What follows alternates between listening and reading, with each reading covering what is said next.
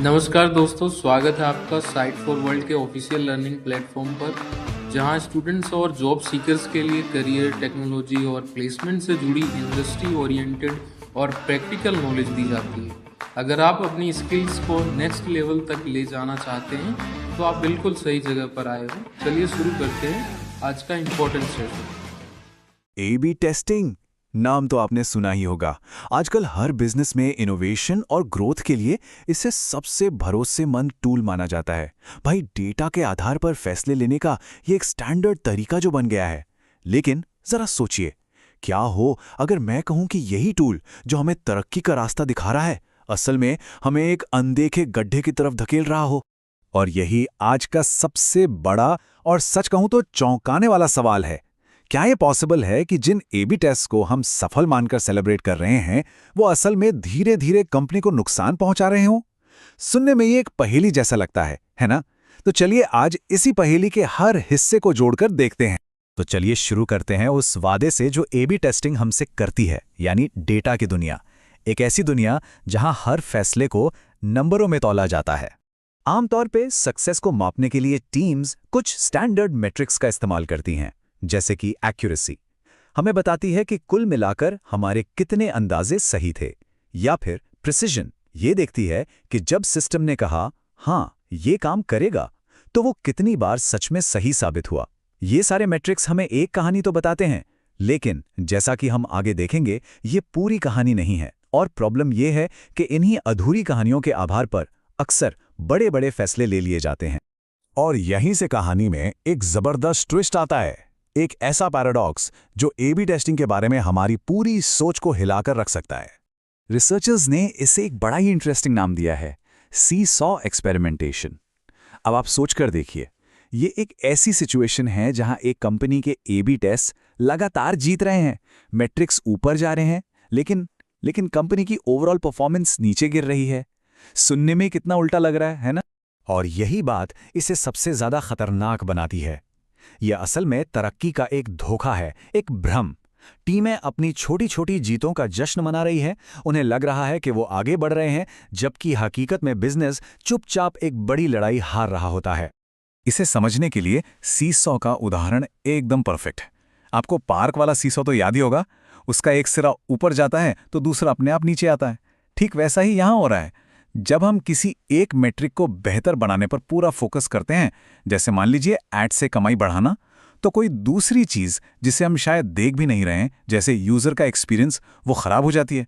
या फिर online sales बढ़ाने के चक्कर में हमारे ही ऑफलाइन स्टोर्स की बिक्री घट जाती है। एक तरफ फायदा तो दूसरी तरफ एक अनदेखा नुकसान। तो सवाल ये है कि आखिर ऐसा होता क्यों है? इस धोखे के पीछे क्या कारण छिपे हैं?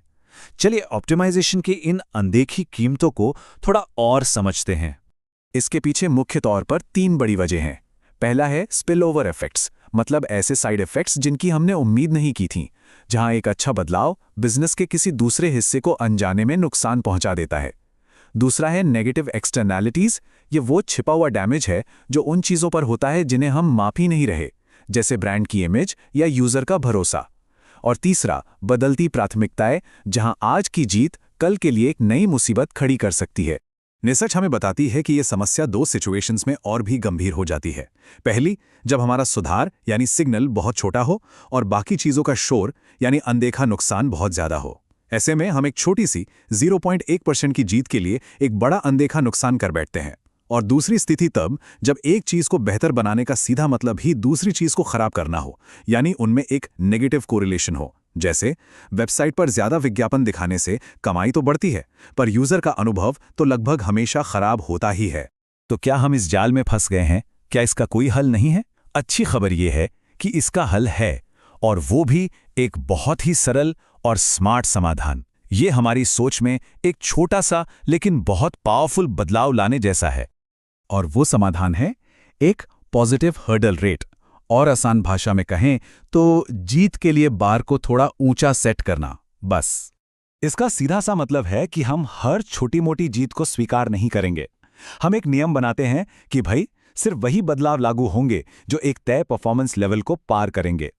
ये एक फिल्टर की तरह काम करता है जो उन छोटी छोटी जीतों को बाहर कर देता है जिनके पीछे बड़े छिपे हुए नुकसान होने का खतरा होता है। और इस समाधान की सबसे खूबसूरत बात पता है क्या है? इसे लागू करने के लिए आपको अलग-अलग टीमों के बीच सिर खपाने वाले कोऑर्डिनेशन की जरूरत नहीं पड़ती। टीमें अपनी स्पीड और आज़ादी से काम करना जारी रख सकती हैं, जो किसी भी इनोवेशन के लिए बहुत ज़रूरी है। ये पूरी चर्चा हमें A/B टेस्टिंग से कहीं आगे एक बड़े सबक की ओर ले जाती है।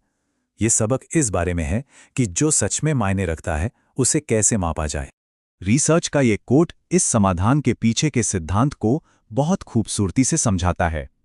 आसान शब्दों में, हमें जीत का पैमाना इतना ऊंचा रखना चाहिए कि उससे होने वाला फायदा उसके कारण होने वाले छिपे हुए नुकसान की भरपाई कर सके। ये एक तरह का बैलेंस बनाने जैसा है। ये पक्का करना कि जो हम पा रहे हैं वो उस कीमत से ज्यादा हो जो हम अनजाने में चुका रहे हैं। तो इस पूरे विश्लेषण से हमें क्या लेकर जाना है? पहली बात, हर छोटी मोटी जीत को कामयाबी मानने वाली जीरो थ्रेशोल्ड टेस्टिंग की आदत छोड़नी होगी। दूसरी, हमें ज्यादा सिलेक्टिव बनना होगा और उन छोटी जीतों को फिल्टर करना होगा जिनके साथ बड़े छिपे हुए नुकसान जुड़े हो सकते हैं। और सबसे जरूरी बात, हमें इस पर गहराई से सोचना होगा कि हम क्या माप रहे हैं, और उससे भी ज्यादा इस पर कि हम क्या नहीं माप रहे हैं। और आखिर में मैं आपके लिए एक सवाल छोड़कर जा रहा हूं जिस पर हम सबको सोचना चाहिए। जिन मैट्रिक्स के पीछे हम दिन रात भागते हैं, उनके वो कौन से अनमापे परिणाम हैं? तो हमारे चैनल को सब्सक्राइब कीजिए और वीडियो को अपने दोस्तों के साथ शेयर जरूर कीजिए। कमेंट सेक्शन में अपना डाउट या नेक्स्ट टॉपिक लिखना मत भूलिएगा।